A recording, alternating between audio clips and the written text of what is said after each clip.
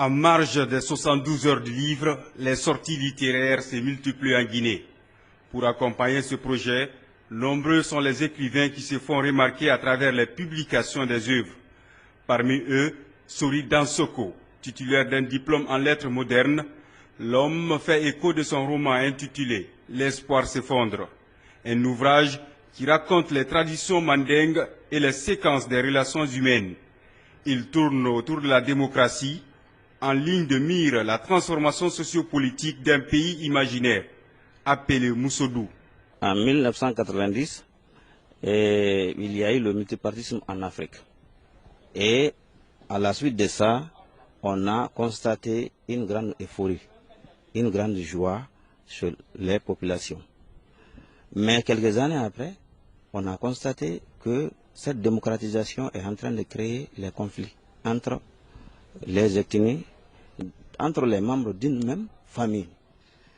Et si moi je suis dans le parti A et l'autre est dans le parti B, on est de la même famille et généralement on n'est pas d'accord.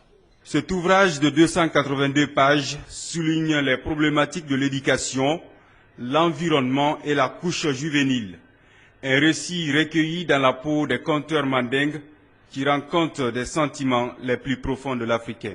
Si on voit l'éducation actuelle en Guinée, par exemple, le niveau des gens baisse.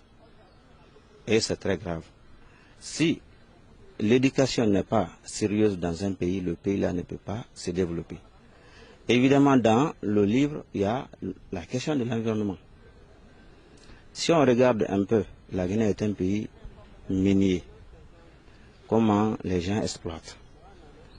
L'exploitation traditionnelle est en train de détruire la forêt. Si vous lisez le livre, vous allez rencontrer une dame qui s'appelle Konamuso, qui n'a pas d'enfant. Et cette femme-là a 1001 problèmes.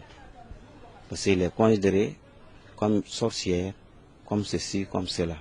L'espoir s'effondre est une plume qui conforte le statut de Conakry comme capitale mondiale du livre.